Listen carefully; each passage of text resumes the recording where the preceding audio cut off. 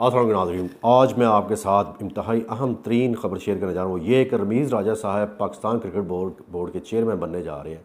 वसीम अकरम साहब क्यों नहीं, उनका नाम क्यों नहीं कहीं नज़र आ रहा, वो क्यों नहीं किसी भी लिस्ट में नज़र आ रहे कि उनके चांसेस हैं या वो पाकिस्तान क्रिकेट बोर्ड के चेयरमैन बन सकते हैं, या उनमें ये अहलियत थी या उनकी ये काबिलियत थी। उसके बावजूद क्यों, क्या वजह, आज हम उस पर रोशनी डालेंगे नाज़रीन, क्योंकि बहुत ज़्यादा पुरजोर इसरार में मेरे जो हल्का अहबाब में लोग हैं जो मुझे बहुत तरह से जानते हैं सारी लाइफ टाइम में, ये उनके इसरार पे ये वीडियो क्लिप बना के आपकी खिदमत पेश कर रहा हूँ। उनका कहना है कि डॉक्टर साहब आप उस दौर के बंदे हैं जब ये सारे मैचेस हुआ करते थे। पाकिस्तान के क्रिकेट टीम के कप्तान इमरान खान साहब की सरबराही में जो वर्ल्ड कप भी जीता, और ये वसीम अकरम भी उसी टीम का हिस्सा थे, सलीम मलिक भी, और रमीज़ राजा, ऑल दोज पीपल, कि ये लोग ये क्यों नहीं है, वसीम अकरम साहब को क्यों नहीं आगे लेके आ रहे हैं, ये क्या वजह है, क्या वजह हो सकती है। आज मैं उसकी वजह में आप सारी आवाम पे जो है ये क्लियर करने जा रहा हूँ। बहुत बड़ा, जैसे कहते हैं ना, ये कॉन्सेप्ट ही क्लियर हो जाए वंस फॉर ऑल। नाज़रीन, आपको याद होगा कि हमें इसकी ज़्यादा डिटेल में तो नहीं जानने की ज़रूरत कि आप सब लोगों को पता है कि वसीम अकरम जून 1966 को कामों की एक छोटा सा शहर है लाहौर के बिल्कुल एंड पे, ये जीटी रोड पे जाएं आप, जहाँ पे तकरीबन लाहौर ख़त्म हो रहा होता है, वो आज भी तकरीबन दिखने में वैसे ही जो आज से तकरीबन 50 साल पहले था।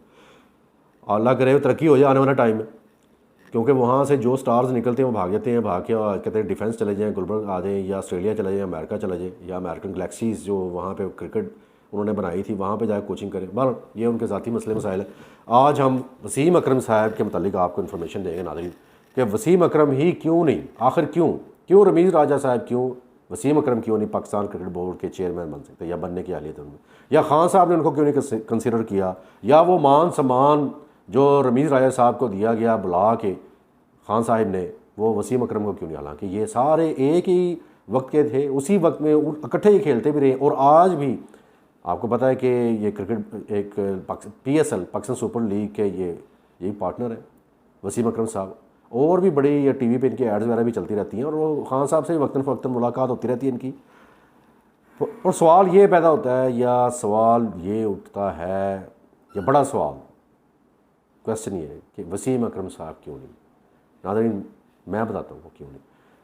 वो तुम्हें याद हो कि ना याद हो, हमें याद है ज़रा ज़रा।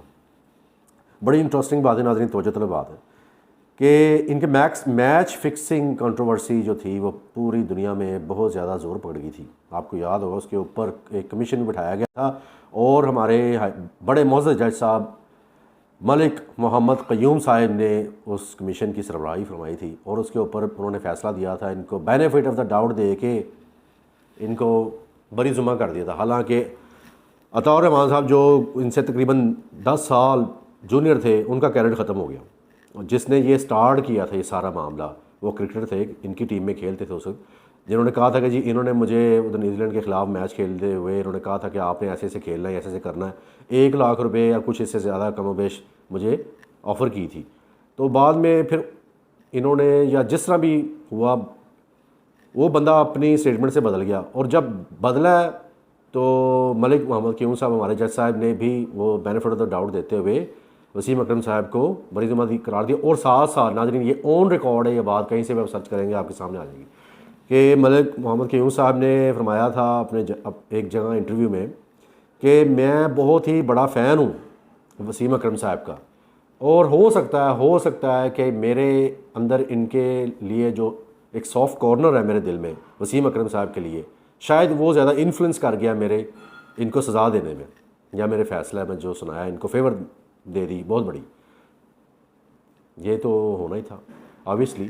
तो अब इसके साथ साथ वसीम अकरम का तो कैरियर चलता रहा, पर्सनल लाइफ भी चलती रही, और साथ साथ इनका जो अब तो बड़े रूज पे माशाल्लाह, मुबारक हो इनको, wish you very good luck, carry on, we really don't mind.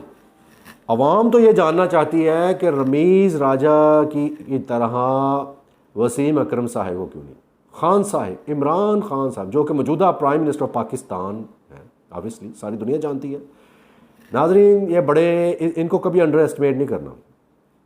इनको इसलिए मैं कह रहा हूँ अंडर एस्टिमेट नहीं करना, स्पेशली क्रिकेट से रिलेटेड कोई भी मामला हो, क्योंकि first of all by nature Khan साहब इंतहाई ईमानदार इंसान है, और करप्शन के अगेंस्ट तो उन्होंने कसम खा ली है, या कह लें कि बहुत ही कमर का, जैसे कहते हैं कि शदीद तरीके से उसके ऊपर हार्ड आते रहे हैं। और इनका यही एक मोटो, यही पॉलिसी है। जो करप्ट किस्म के लोग हैं या करप्शन में इन्वॉल्व रहे या उनके ऊपर किसी किस्म का कोई भी केस बना रहा या बनते रहे, उन लोगों को कोई चांस नहीं है, नो वे। तो ये जो कंट्रोवर्सी स्टार्ट हुई थी, फिर उसका फ़ैसला भी वसीम अकरम साहब के हक़ में आ गया था। इनको बहुत बड़ी छूट मिल गई थी हमारे बड़े मोहतरम जज साहब मलिक मोहम्मद क़य्यूम साहब की तरफ से भी। और बाद में फिर नाज़रीन आपको याद होगा वेरी वेल, वो कहते हैं ना कि जो चीज़ ऑन रिकॉर्ड आ जाए फिर जाती नहीं, चाहे उसको किसी भी प्लेटफॉर्म से, सोशल मीडिया के प्लेटफॉर्म से आप रिमूव करें या रिमूव करने की जितनी मर्ज़ी चाहे कोशिश कर ले, कभी ये चीज़ें रिमूव नहीं हो पाती।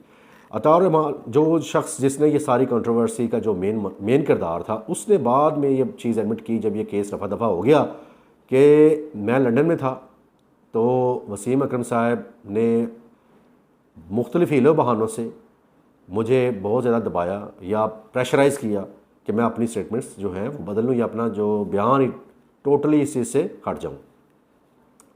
और उसके कहने के फिर उसी स्टेटमेंट में वहीं आगे चल के उसने ये बयान दिया उसी इंटरव्यू में कि फिर मैंने ऐसे ही किया क्योंकि मुझे बहुत ज़्यादा धमकियाँ भी मिल रही थी।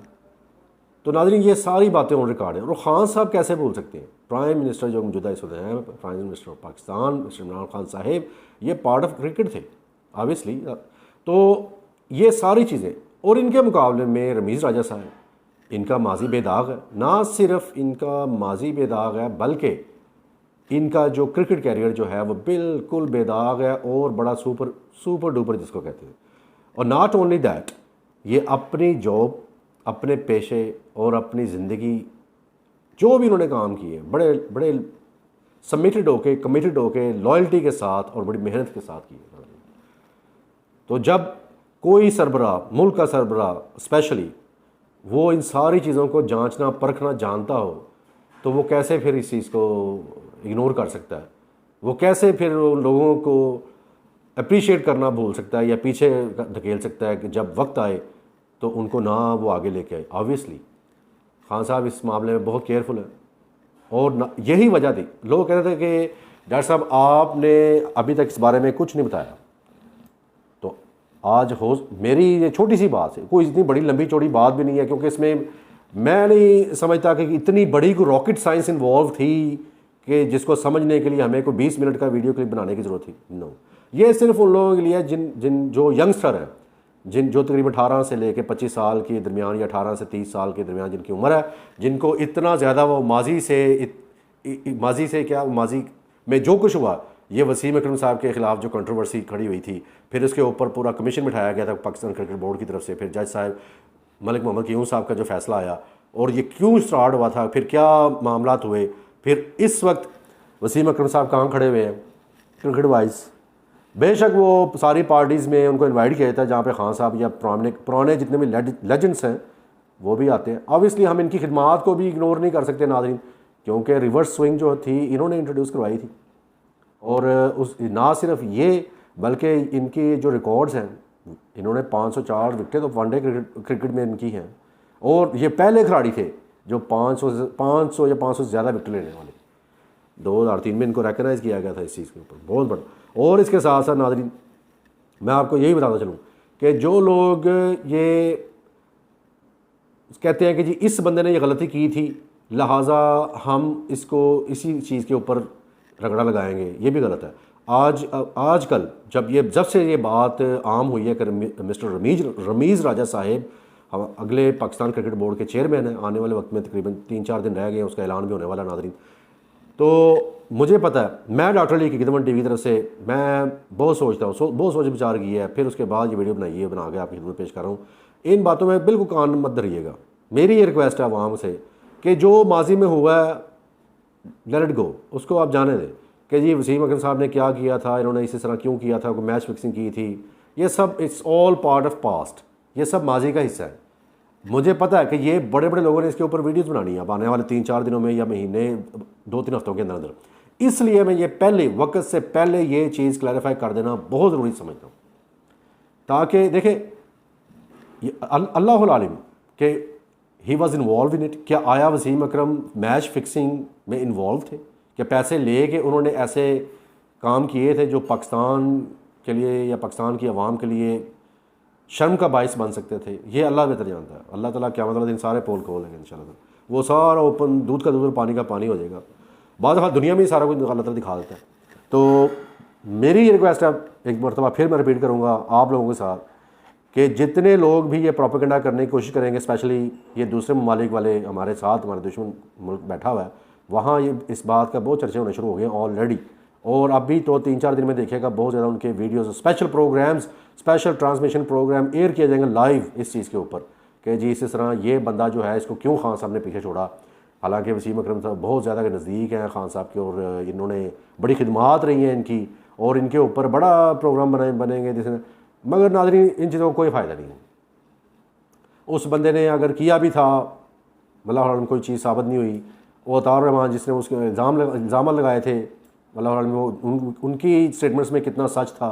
फिर at the end of the day Malik Mohammad Qayyum sahab, हमारे जो मोअज़्ज़ज़ जज साहब इस कमीशन की, इस बोर्ड की जो सरबराही फरमा रहे थे, उन्होंने जो स्टेटमेंट दी, जी मेरे दिल में बड़ा सॉफ्ट कॉर्नर था वसीम अकरम के लिए, तो इसलिए शायद मैं उनको कोई सख्त सज़ा नहीं दे पाया। तो हो सकता है कि ये सारी की सारी चीज़ें जो हैं it play the key role, मगर वो कहते हैं कि जो माजी का हिस्सा है वो उसको माजी में छोड़ देना चाहिए। उसको ज़्यादा खरीदने से, गड़े मुर्दे उखाड़ने से कोई फ़ायदा नहीं है, कोई कुछ हासिल नहीं है। अब हमें we have to look forward, we have to move forward.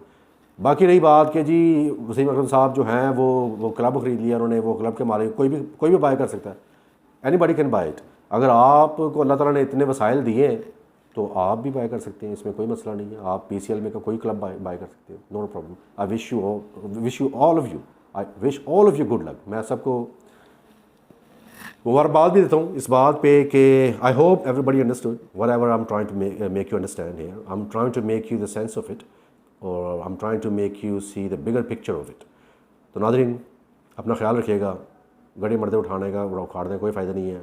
Ramiz राजा साहब अगर इलेक्ट होते भी हैं पाकिस्तान क्रिकेट बोर्ड के, हम पेश की उनको पहले भी एक दफ़ा मुबारकबाद दे चुके हैं, दोबारा हमारी तरफ से, मैं doctor Ali cricket one TV की तरफ से उनको मुबारकबाद पेश करते हैं। और रही बात वसीम अकरम साहब की, वसीम अकरम साहब शुक्र सब्र सर कर लें, उनके लिए यही कह सकते हैं सब्र शुक्र करें, वो जो पहले उन्होंने किया हुआ है। लाइफ में बड़े बड़े अप्स एंड डाउन्स आए उनकी, और उन्होंने बड़ी बहादुरी के साथ, दिलेरी के साथ हर चीज़ का मुकाबला किया। उनकी मिसेस हाथ पा गई थी, उसके ऊपर भी उन्होंने बड़ा सब्र शुक्र किया, और उन्होंने बड़ी दिलेरी के साथ वो वक्त गुजारा। अल्लाह ताला हम सबको ऐसे साबित कदम रखे, आमीन सुम आमीन। नाज़रीन अपना ख्याल रखेगा, अल्लाह निगहबान।